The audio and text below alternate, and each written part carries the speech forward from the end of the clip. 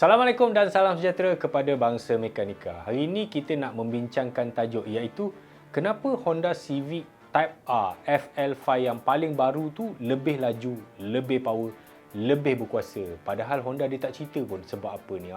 Jadi bila kami siasat-siasat, kami dapat tahu teknikal sebabnya yang menjadikan FL5 itu kereta pacuan roda hadapan yang paling power sekali yang boleh anda beli pada hari ini. Tapi, seperti biasa, kepada anda luar saya yang mungkin baru saja menemui channel Mekanik Facebook, dengan muka subscribe, tekan like dan juga tekan lonceng follow kami di TikTok, Facebook dan juga Instagram.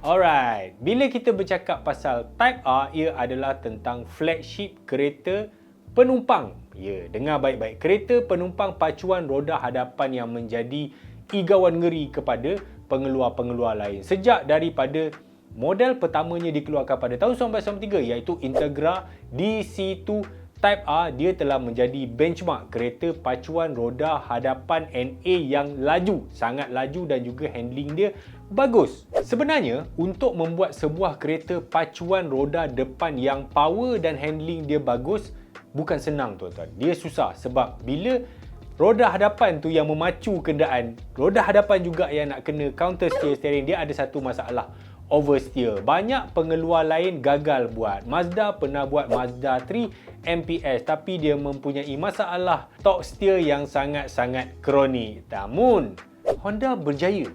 Daripada satu model ke satu model ke satu model, daripada NA, daripada 160 horsepower sampai ke 320 horsepower, sekarang formula dia masih sama iaitu front engine, front drive. Bukan saja kereta Type R ni power, tapi dia juga paling power. Okey, contohnya Honda Civic FK8 Type R, model yang sebelum itu dia uji di Lita Nürburgring di Jerman. Dia mencatatkan masa. Dia mencatatkan rekod kereta pacuan roda depan paling laju di Nürburgring pada tahun 2017. Berapa laju ni? 7 minit 43.8 saat. Namun, rekod ini telah dipecahkan oleh Renault Megane Trophy R iaitu 7.40 saat. 3 saat lebih laju daripada FK8 Type R. Tapi, okey, Honda dia, kau tak tahu aku ya, company France boleh tapau company Japan ni. Tak apa.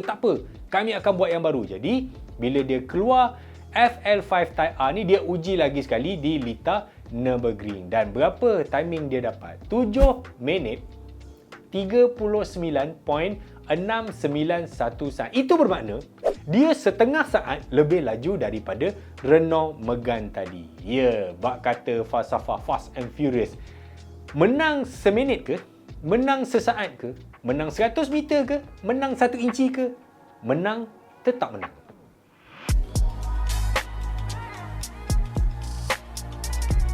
Apa rahsia dia? Okey, sebelum tu kita tengok nombor-nombor yang dicatatkan oleh performance FL5 ni. Sebagai contoh, okey, FL5 ni dia pakai enjin yang sama, K20C turbo, sama dengan FK8 Type R. Tapi FL5 ni angka dia punya horsepower 329 horsepower dan torque dia 420 Nm of torque. Sebagai perbandingan, FK8 Type R dia catat 320 horsepower dan 400 Nm of torque. Nampak tak? Perbezaan 9 horsepower dan 20 Nm of torque lebih tinggi berbanding FK8. Tapi kat mana punca dia?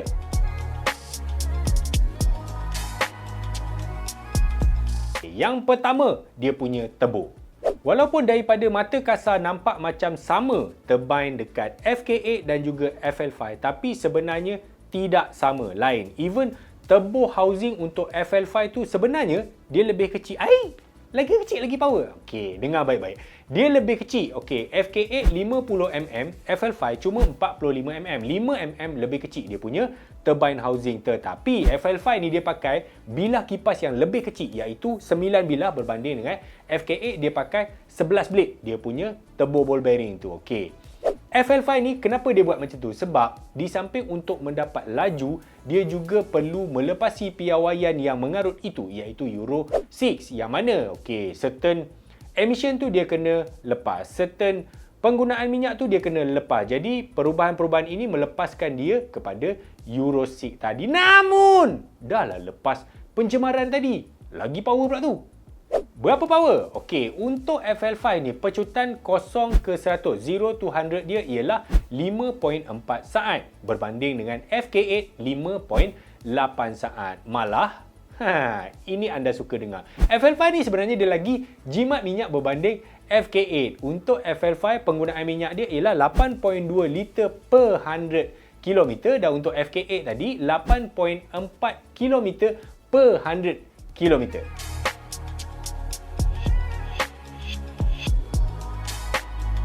Sebab yang kedua, chassis FL5 ni lagi kuat. Bila dia lagi kuat, lagi tegar, lagi jitu, dia membenarkan kereta ni dibawa lebih laju dan mencatatkan masa lebih pantas berbanding FK8 dan juga pesaing-pesaing dia yang lain. Macam mana dia buat kuat? Okey, dia straightenkan semula semua titik-titik penting pada chassis FL5 ni. Jadi, sambungan-sambungan dulu yang pakai getah dia dah ganti kepada perekat-perekat heavy duty dan juga sport well dekat FL5 ni lebih banyak berbanding dekat FK8 dan secara total memang berat dia bertambah 28 kg tapi kena ingat chassis FL5 ni 25% lagi tegar, lagi kuat, lagi rigid berbanding dengan FK8. 25% ni memang tinggi. Jadi bila kita bawa tu kita memang boleh rasa yang FL5 ni sangat bagus chassis dia.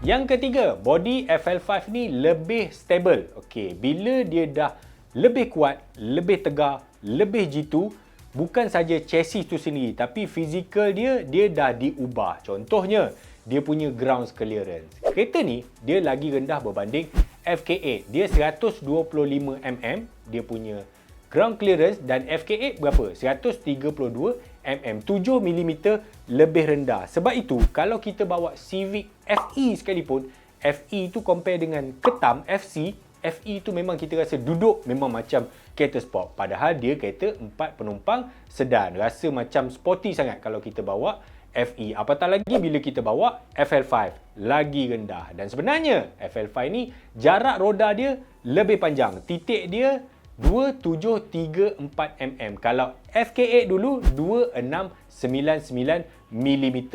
Track tayar depan, okey, track sudut depan tayar tu 1625 mm. Kalau compare dengan FK8 1584 mm. Jadi dia lebih lebar. Track belakang dia berapa? 1623 mm dan track belakang FK8 ialah 1602 mm. Nampak tak? Memang walaupun secara fizikal kita tengok kalau parking sebelah-sebelah FK8 dengan FL5 ni nampak macam FK8 tu lagi besar because of body kit, because of tayar 20. Tapi sebenarnya FL5 ni lebih lebar, lebih panjang.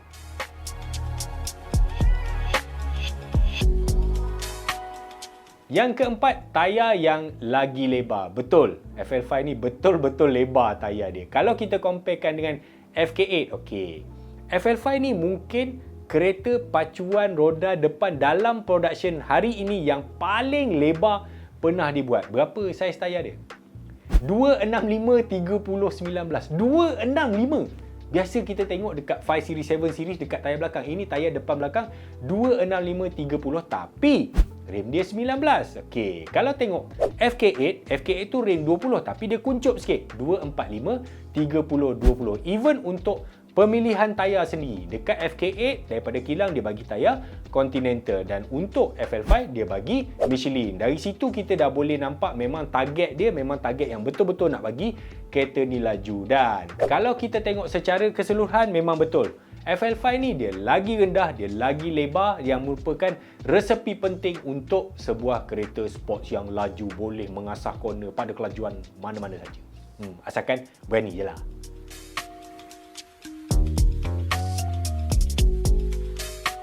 Yang kelima, sistem penyejukan ataupun cooling system. Yang ini ramai orang tak tahu. Tapi kami siasat, kami bongkar balik enjin dia, kami keluarkan apa semua. Kami nampak satu rahsia. Iaitu sistem penyejukan pada FL5 ni, okey, dia punya liquid tank tu, cooling liquid dia, sebenarnya dia lagi besar dia punya kapasiti dia. 6.65 liter berbanding dengan FK8, dia punya reservoir tank tu 4.7 liter saja. Untuk bahagian depan, okey, itu enjin tadi. Jadi brake cooling pun dekat FL5 ni lebih baik. Kalau tengok dekat bumper depan tu dia macam ada lubang. Lubang tu memang berfungsi untuk menyejukkan brake depan tu. Jadi kereta ni memang enjin dia sejuk, brake dia juga tahan panas, menjadikan dia sebuah kereta yang laju daripada Alza kan.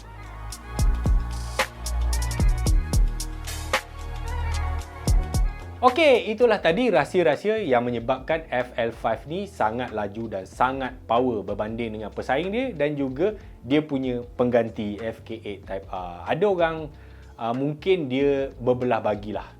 Dia berbelah bagi nak beli Type R. Kalau baru daripada Honda Malaysia, harga dia 400,000 lah, 399 macam tu. Kalau Recon sekarang ni dalam range 33 sampai 35.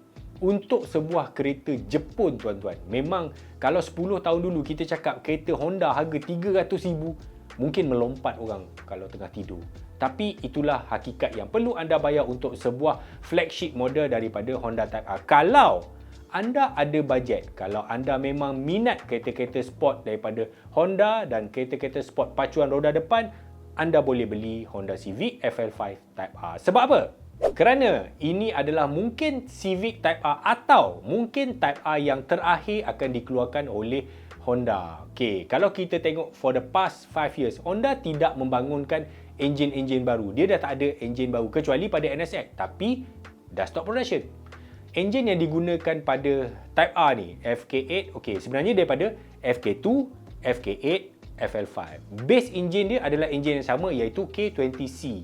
Base engine K20C ni adalah daripada K20 yang dah mungkin berumur lebih daripada 20 tahun. Dari sudut logik production, dia memang dah obsolete lah. Maksudnya dah sampai jangka hayat hujung dia. Even untuk melepasi Euro compliant yang akan datang next ni, 7 dan 8 tu mungkin susah sebab peraturan makin lama makin ketat, makin ketat. Euro dah sibuk dengan kereta elektrik, bersih, hybrid. Sebab itulah kita boleh tengok direction pengeluar-pengeluar kereta pada hari ini, memang dia akan keluarkan kereta-kereta macam ni. Jadi, jika anda ingin menyimpan sesuatu yang menjadi kenangan masa depan, belilah FL5 Type R.